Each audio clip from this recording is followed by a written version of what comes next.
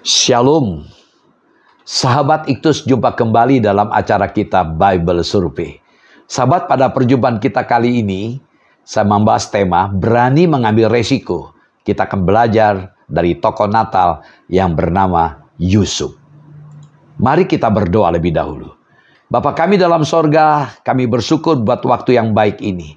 Kami boleh belajar bersama-sama dengan sahabat Iktus untuk menikmati firman-Mu. Biarlah kami boleh mengalami sebuah pengalaman bersama dengan Tuhan. Kuduskan setiap hati dan pikiran kami dan mohon urapan Tuhan. Sehingga apa yang kami pelajari sungguh-sungguh memberkati kami. Kami bersyukur dan kami berdoa dalam nama-Mu Tuhan Yesus. Haleluya. Amin. Puji Tuhan. Sahabat Iktus, kita fokuskan perhatian kita dalam Matius pasal 1 ayat 18-25.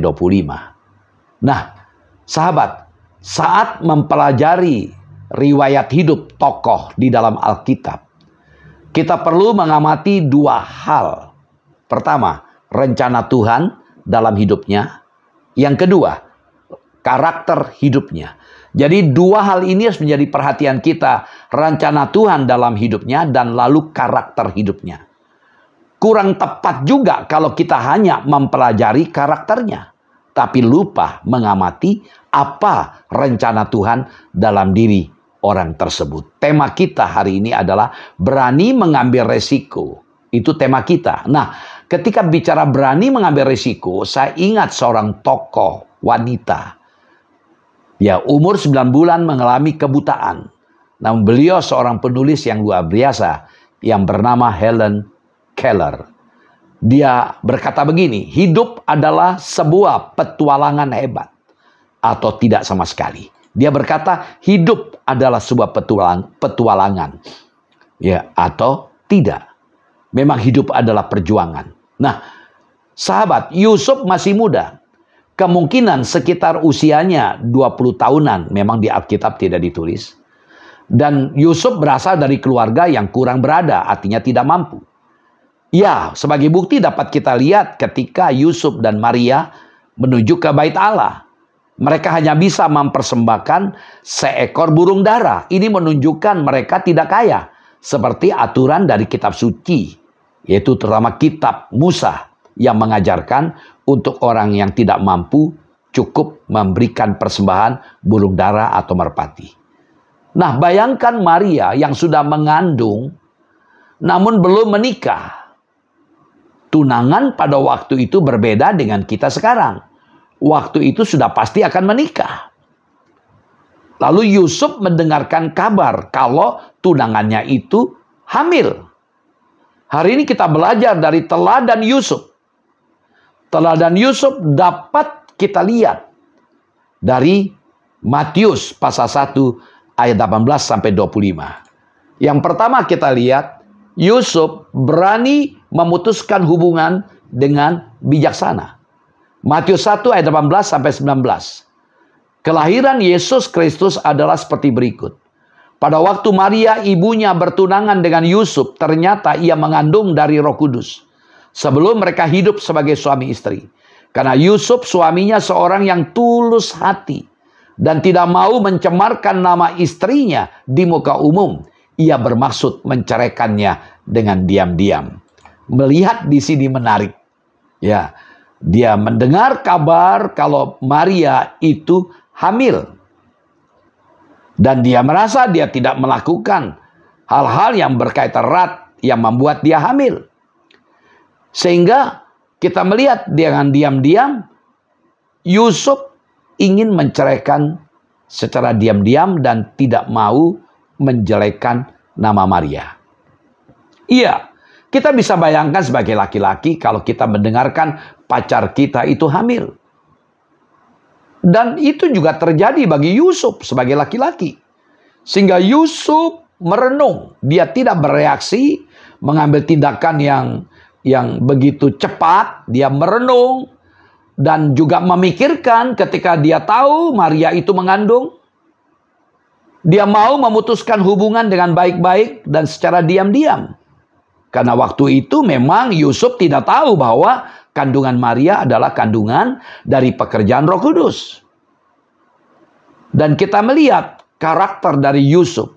Dikatakan Yusuf orang yang tulus hati. Dari kata Yunani dikaios. Di dalamnya ada makna adil dan benar. Tapi juga Yusuf orang pribadi yang penuh dengan belas kasihan kepada Maria. Dia tidak menjatuhkan nama Maria dan melawan kebudayaan pada waktu itu. Sahabat Iktus, Yusuf bisa marah-marah di saat mengetahui Maria mengandung dan ngomong ke sana kemari merendahkan dia. Di satu sisi Yusuf juga bisa diam saja, tapi itu tidak benar juga. Ada istilah hukum begini, sahabat Iktus, sumum ius summa in rea, yang kurang lebih artinya kepastian hukum yang absolut adalah ketidakadilan yang tertinggi. Adil di sini bukan hanya adil kepada manusia, namun adil bagi lingkungan hidup tempat kita bernaung. Kakunya hukum ada kalanya sama dengan puncak ketidakadilan. Pengadilan hati nurani sedemikian itu yang mengurangi kekakuan hukum kita sebut sebagai sebuah court of equity, yaitu pengadilan untuk mencari keadilan di luar sistem peradilan formal yang berlaku. Sahabat, oleh karena itu mereka yang kedapatan melakukan suatu pelanggaran perlu dipimpin ke jalan yang benar dalam roh kelemah lembutan. Sedangkan ancaman meskipun adil haruslah diutarakan dengan sewajarnya. Nah, cara bijak yang ditemukan dari Yusuf menarik. Untuk menghindari tindakan ekstrim ini, sahabat, Yusuf bermaksud menceraikan Maria dengan diam-diam, yaitu memberikan surat cerai kepada Maria di hadapan dua orang saksi, dan dengan begitu menyimpan persoalan itu di antara mereka saja. Saudara, orang yang terlalu fokus pada kebenaran akan terlalu tajam dan melukai orang. Ini yang perlu kita pahami, sahabat. Jadi ketika kita fokus kepada kebenaran, maka terlalu tajam dan melukai orang. Tapi dengarkan ini, orang yang terlalu fokus kepada compassion atau belas kasihan akan menjadi kompromi. Kalau terlalu kasih, dia akan kompromi. Penuh kasihan, penuh belas kasihan. Sahabat, Yusuf bisa ambil prinsip hukum Taurat supaya Maria diadili rame-rame dan bisa melempari batu karena perzinahan. Namun sebagai orang yang bijaksana dan penuh kelemah lembutan yang disebut dengan tulus hati tadi, Yusuf tidak mengambil jalan demikian, sahabat. Yusuf adalah orang yang hidupnya ingin sejalan dengan apa yang Tuhan mau. Karena apa? Karena dia seorang yang tulus hati. Sejalan dengan apa yang Tuhan mau katakan. Tidak ada kemunafikan dalam dirinya. Ini yang luar biasa yang perlu kita teladani dari Yusuf, sahabat. Orang yang sejalan dengan firman Tuhan atau menjadikan firman Tuhan sebagai pusat hidupnya, dia pasti senang mempelajari firman Tuhan. Dia beri waktu untuk belajar firman Tuhan. Dan dia patuhi firman Tuhan. Dia belajar taat. Saudara, marilah kita belajar hari ini. Kita kerap harus mengambil keputusan. Jadilah orang bijaksana ketika kita mengambil keputusan.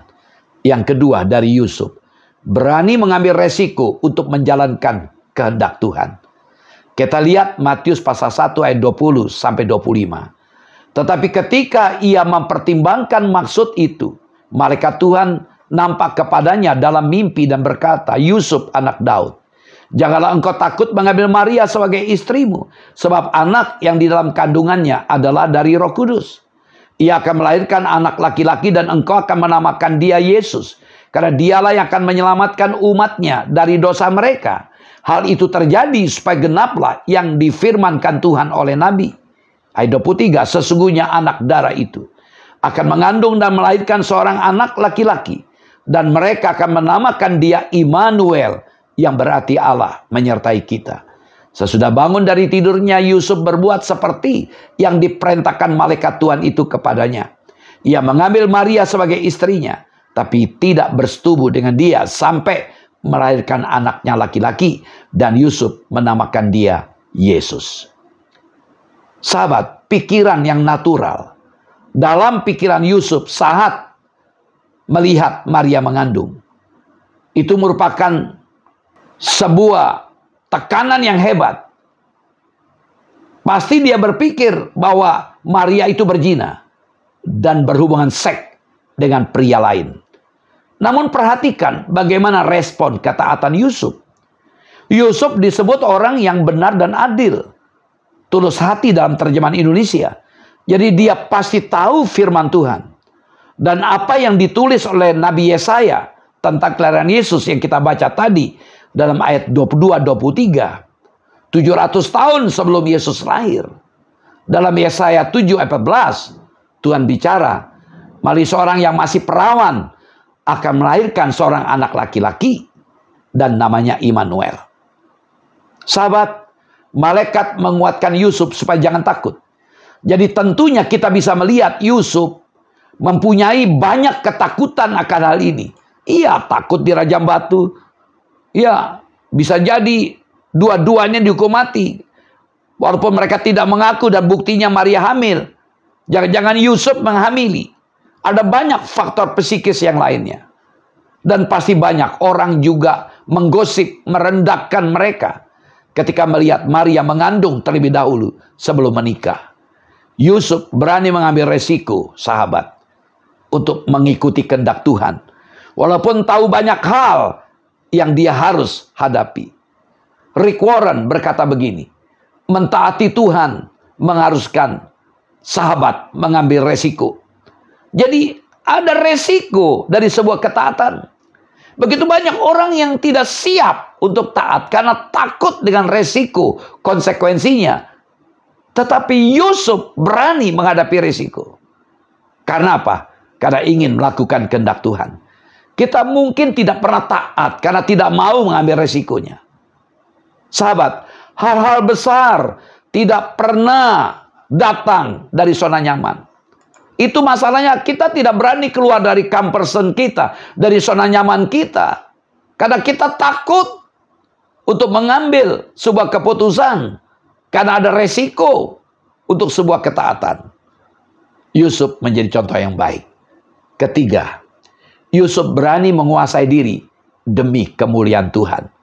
Saya baca ulang Matius 1 ayat 24b sampai 25. Yusuf mengambil Maria sebagai istrinya, tapi tidak bersetubuh dengan dia sampai ia melahirkan anaknya laki-laki, dan Yusuf menamakan dia Yesus. Yusuf dikatakan dia tidak berhubungan seks dengan Maria.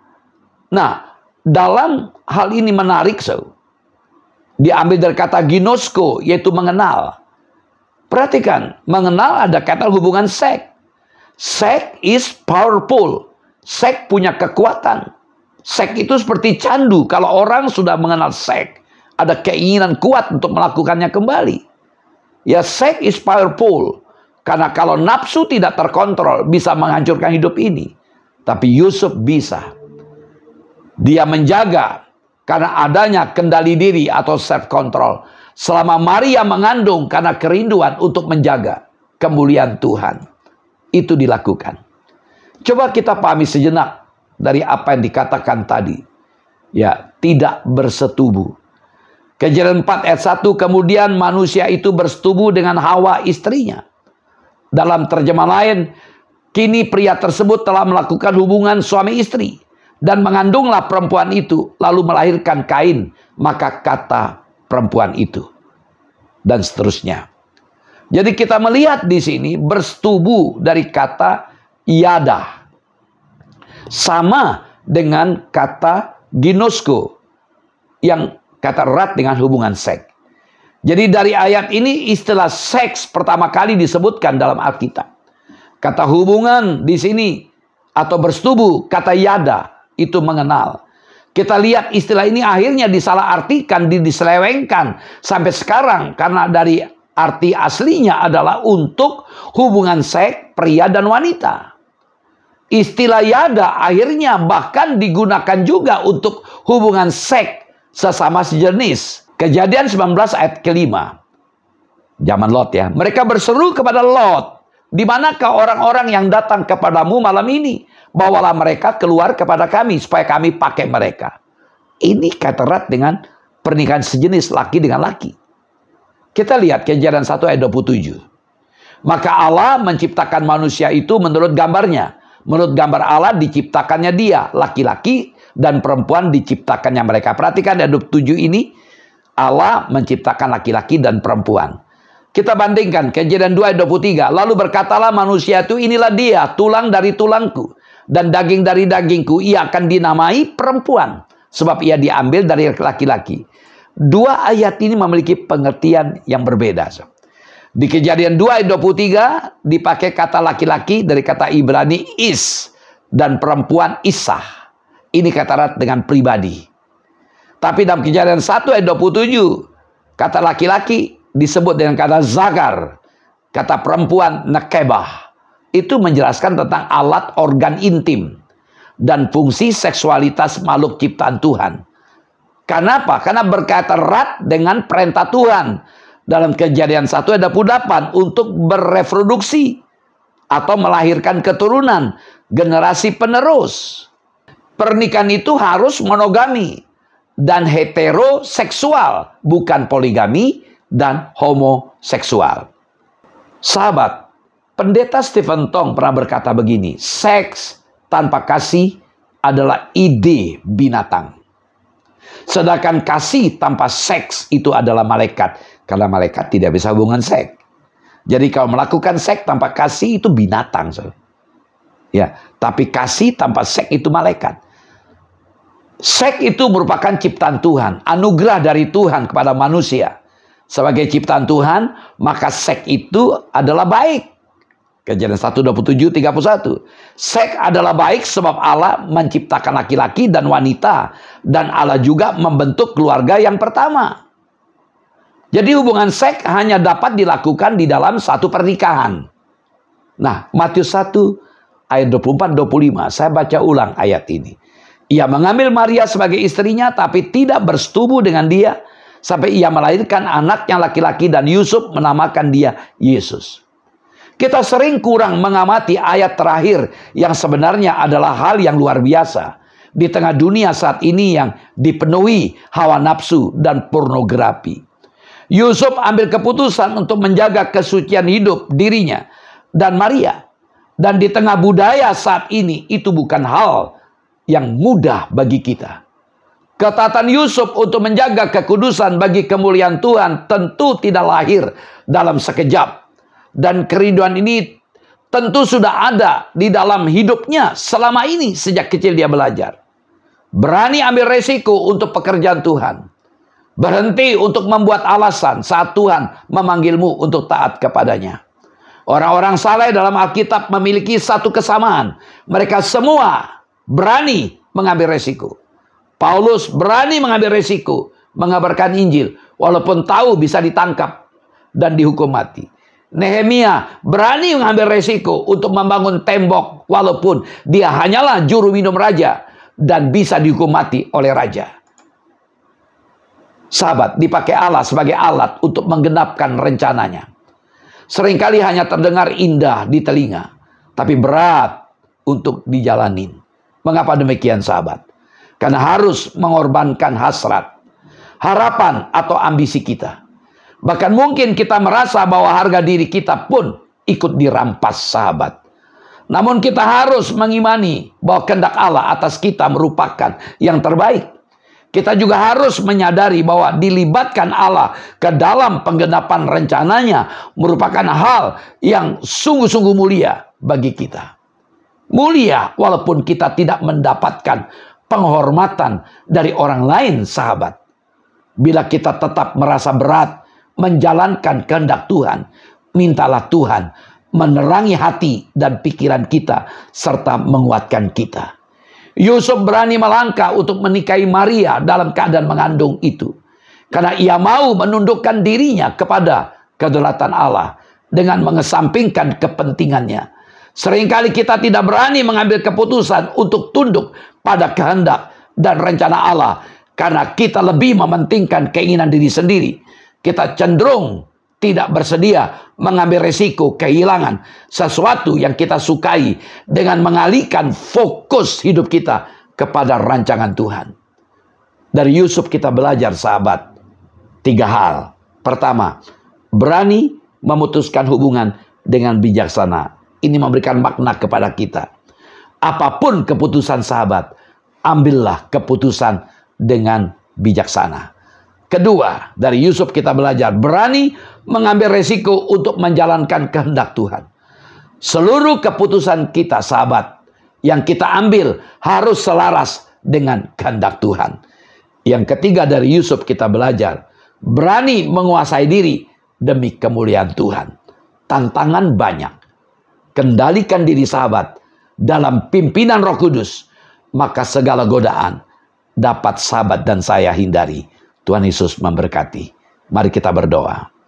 Bapa, terima kasih buat firman-Mu. Kami boleh belajar hari ini untuk hidup bijaksana, berani mengambil keputusan karena kami ingin taat kepadamu, dan kami mampu untuk belajar mengendalikan diri.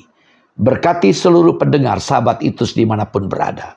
Engkau jamah mereka, kuasai mereka, berkati mereka dengan berkat dari Allah Bapa, kasih sayang dari Tuhan Yesus Kristus, dan Roh Kudus menyertai mereka dari hari ini sampai selama-lamanya. Tuhan Yesus memberkati. Dalam nama-Mu Tuhan Yesus kami berdoa. Haleluya. Amin. Shalom sahabat Itus. Jumpa kembali. Tuhan Yesus memberkati.